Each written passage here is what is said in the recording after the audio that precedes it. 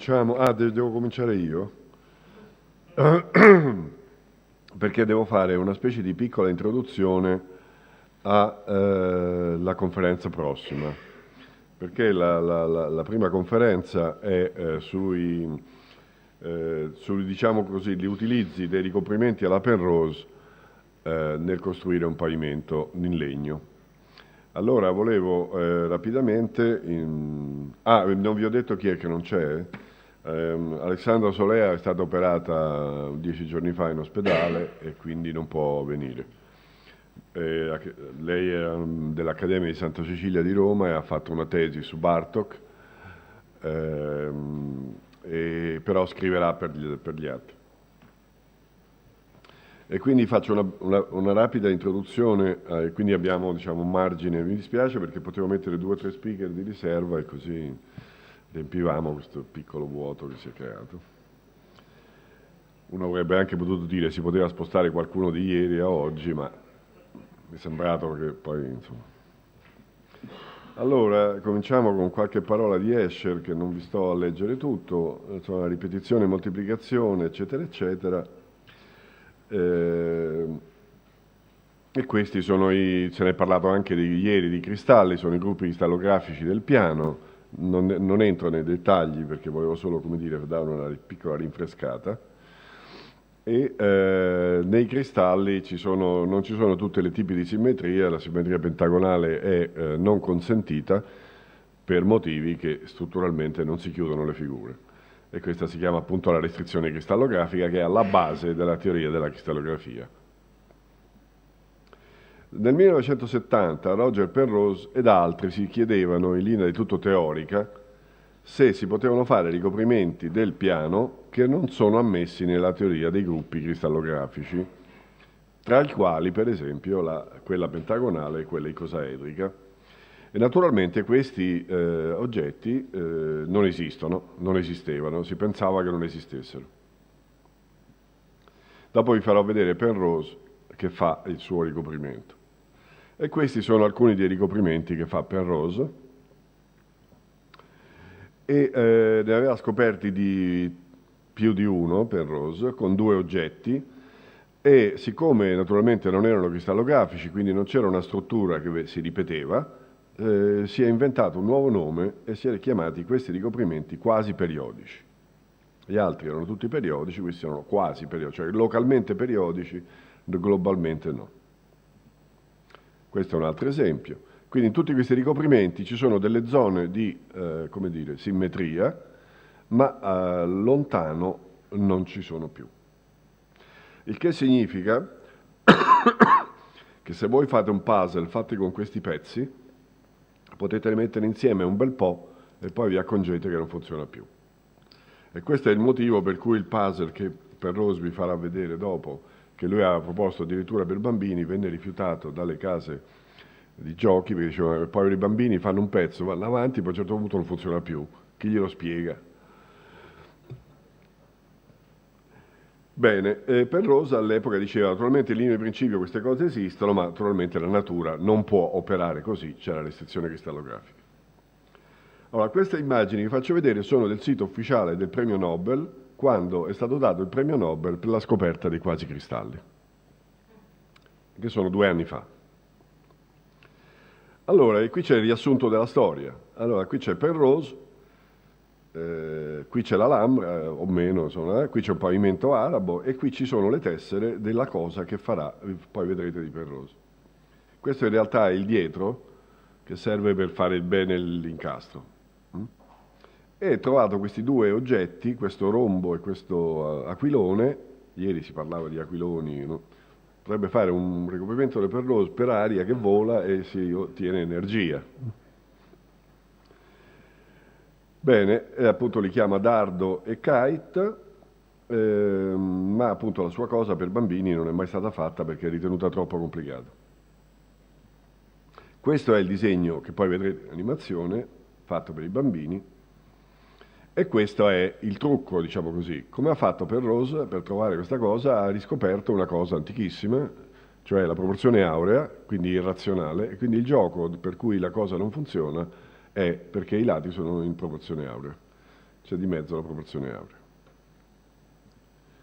E questi sono il dietro, come le tessere devono essere incastrate in maniera tale che si vada avanti. Infatti nel film voi vedrete Penrose che li compone, in realtà sono stati fatti al contrario, perché sennò ci vogliono le ore per fare l'animazione. Era tutto fatto e si sono tolti i pezzi e poi si è fatto vedere al contrario. Queste sono altre regole per comporre ricoprimenti alla Penrose. C'è qualcuno che ha anche inventato qualche mio studente nel corso degli anni. Questo è il secondo pannello. Nel 1982, qualche anno dopo, Alan McCain sperimenta a livello però teorico la possibilità di avere un pattern che ha una simmetria di ordine 10 ottenuto per diffrazione. Nello stesso anno Dan Shechtman al microscopio elettronico scopre che ci c'è un'immagine come questa di una struttura che ha una simmetria rotazionale di ordine 10, quindi non ammessa, che non doveva esistere. Allora le due cose vengono messe insieme e nel 1984 esce il lavoro insieme in cui tutti questi risultati vengono messi insieme. Shechtman nel suo dipartimento gli dicono che se non la smette lo cacciano, perché cioè, visto che non poteva esistere, di cosa diavolo stava parlando? Tant'è che il premio Nobel glielo danno 20 anni dopo. È vero che ci pensano sempre un po', però sono passati 20 anni. Allora, nel novembre 1984 viene pubblicato il lavoro Metallic Phase with Long Range Orientational Order and No Translation at Symmetry, cioè più chiaro di così, cioè c'è una simmetria, un certo ordinamento, eccetera, eccetera, ma non c'è nessuna simmetria traslazionale. Quindi è un cristallo che non è un cristallo. E quindi che cos'è? John Kahn è un matematico che faceva parte del gruppo perché la Gene Taylor, di cui ho accennato ieri a proposito delle superfici minime, tra le altre cose ha lavorato anche con Marjorie Sénéchal sui quasi cristalli. Beh, ho detto che si chiamano quasi cristalli. Dopodiché naturalmente si apre un enorme dibattito tra fisici, cristallografi, eccetera, perché questa cosa non doveva succedere. Cioè crollava tutta la cristallografia e quindi la scelta era buttare a mare la cristallografia classica o inventarsi qualche altra cosa. E l'idea è di inventarsi un'altra, questo è da Shechtman, inventarsi un'altra cosa, e questa è la cosa che lui ha visto, e chiamarli quasi cristalli. Quindi tutta la cristallografia normale restava in piedi e questa cosa era una cosa che non erano cristalli ma quasi. E sono materiali in cui ci sono le proprietà fisiche e strutturali, hanno imposto di vedere molto i paradigmi della cristallografia fondamentale, tra l'altro anche nelle pentole, quelle che non attaccano, c'entrano in mezzo i quasi cristalli. La cosa incredibile è un materiale omogeneo cristallino, eccetera, eccetera, ma naturalmente tutti pensavano che solo in laboratorio si vedeva, cioè questa cosa era stata fatta apposta.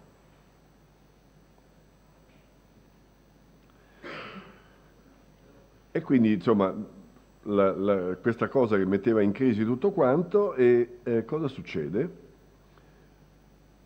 In questi quasi cristalli c'è una sistemazione su larga scala di simmetria pentagonale e non c'è alcuna cella ripetuta all'infinito, e quindi Marjorie Sénéchal e Jane Taylor in un loro libro hanno scritto si era verificato qualcosa che era assolutamente impossibile. Le simmetrie ammesse sono le solite, ma Shechtman può girare il suo pattern con simmetria di ordine 10 e ottenere lo stesso motivo, naturalmente localmente. E ripeto l'immagine. Questa è la foto che parve sull'articolo originale, per spiegare che era tutto pentagonale. E questo invece è, all'epoca, si fecero molti esperimenti, anche questo, su costruzioni fatte col computer di cose che hanno simmetria di tipo pentagonale. Ma nessuno pensava che si sarebbero trovati dei quasi cristalli. Allora, il 5 ottobre 2011 a Dan Shechtman viene assegnato il premio Nobel per la chimica e la scoperta dei quasi cristalli. Motivazione: nei quasi cristalli troviamo a livello atomico gli affascinanti mosaici che il mondo arabo ha realizzato nei secoli, motivi regolari che non si ripetono però all'infinito. Era un risultato considerato impossibile e Shechtman non hanno scritto e gliel'hanno detto di tutti i colori e ha dovuto combattere per far accettare il suo risultato, un risultato che ha cambiato il modo di concepire la materia. E così si legge nell'articolo ufficiale: la mattina del 3 aprile 1982 un'immagine contraria alle leggi della natura comparve sul microscopio elettronico di Shechtman. In quell'immagine gli atomi di un cristallo erano impacchettati in un motivo che non poteva essere ripetuto all'infinito. Era un risultato impossibile. Ci furono molte controversie sulla scoperta, fu anche chiesto a Shechtman di lasciare il suo gruppo di ricerca, finché furono gli altri scienziati a dover accettare di cambiare la loro concezione sulla vera natura della materia. Dopo il risultato di Shechtman, diversi tipi di quasi cristalli sono stati realizzati in laboratorio, leghe di nickel, cromo, eccetera, eccetera, ma nel 2009 ne è stato trovato uno nel fiume Katirka, sud-est della Russia, è stato chiamato icosaedrite, e quella è la sua formula, e questo è l'articolo su cui è stato il primo quasi cristallo naturale che è stato trovato. Da allora ne sono stati trovati tanti altri, perché nessuno cercava una cosa del genere. Bene, qui ci sono alcune delle cose, per esempio nelle padelle antiaderenti, nei diodi di emissione luminose, nei LED, nei motori diesel, cioè le cose più diverse vengono usati i quasi cristalli. Ma la cosa ancora più incredibile è che una volta scoperti i quasi cristalli, due matematici si sono messi a guardare: ma vuoi vedere se per caso anche gli arabi nel 400 avevano fatto i quasi cristalli? Li avevano fatti. In particolare l'Anfostea di Isfahan, quindi siamo nel 1453, e questa qua, ci sono mosaici con simmetria a 10, a 5, eccetera. Naturalmente sono mosaici, un pezzo di mosaico, cioè il mosaico per definizione non è che può continuare all'infinito. E c'è anche descritto come si fanno questi tipi di cose, come facevano. Usavano per fare i disegni queste specie di stampi e poi con questi componevano. Questa cosa si chiama giri. Non sono riuscito a trovare una parola in italiano, è una parola di origine araba che sta nella lingua inglese, non so che cosa diavolo si dica in italiano, e con questo si fanno questi motivi, che sono motivi arabi, ma non sono periodici. E quindi di questi esempi ce ne sono dappertutto, in Afghanistan, veramente dappertutto. E quindi questa è una spandrel, che invece spandrel è questa roba qui, questo pezzo qui di un pattern dell'arco, cioè il pezzo di qua e di là, si chiama spandrel. Bene, anche lì ci sono motivi alla Penrose, solo che fatti nel 1453. Qui siamo in Turchia. Qui siamo in India. E i due sono Lu e Steinhardt, che hanno appunto studiato a fondo tutto questo e hanno scoperto che, perché naturalmente nessuno guardava con questi occhi quei mosaici, perché visto che non esistevano queste cose. E quindi questo è diventato poi anche, come dire, questa è una costruzione, non so com'è vivere lì dentro, ma insomma, sono quasi cristalli fuori e dentro. È un auditorium. Questo è l'articolo originale di Roger Penrose, uscito sulla rivista degli studenti dell'Università di Cambridge nel 1978. Questo è l'articolo originale che poi ha dato origine al premio Nobel, e questo è l'articolo sui quasi cristalli invece nelle simmetrie. Vi faccio vedere per finire, sono 2 minuti, e così abbiamo un quarto d'ora tranquillo di margine, per Roger Penrose che fa... Prima, perché il film è stato fatto nel 1978, prima di sapere che esistessero i quasi cristalli e che quindi questo era solo un gioco per bambini.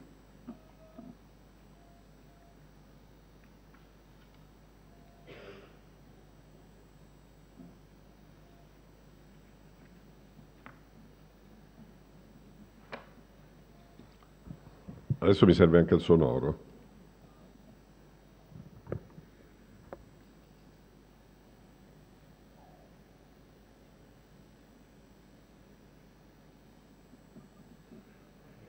In contacts with Escher. Expert at designing very intricate shapes. For example, here we have a horseman. This is one of many designs that Escher had, which would cover the entire plane in a systematic way. So we see here a design of these horsemen, all the same. Sometimes they're in one direction, sometimes in the other direction, and it covers the whole plane in a regular tessellation. Now, Escher also designed many shapes, pairs of shapes or several shapes. For example, here are two, a fish and a bird, and these will together cover the plane in a quite systematic way. The bird and fish fit together, and now in these Escher designs, the pattern was always the same as you go along. It never changed. But it's possible also to have shapes, small numbers of shapes. For example, here I have two different kinds of bird. These were designed by myself. The thing about these is that, again, they will cover the entire plane, but this time it only covers the entire plane in a way which never repeats itself. Now, I'd like to show you how these fit together. Here, for example, we have these two birds fitting together, 3, 4, and 5. They form a ring, and you can then put the other kind of bird on. By themselves, they will not cover the plane. You need both birds, but you will notice that the pattern doesn't repeat. It's not, here I have a different configuration from over here. And the pattern will begin to repeat itself, but then it always is different. Questo appunto poi è diventato in qualche modo un documento storico, dopo quello che è successo dopo, però per me ha anche un altro significato, perché mi rivedo ogni tanto la mia casa di 25 anni fa. È l'unica immagine che ho. Allora, detto questo...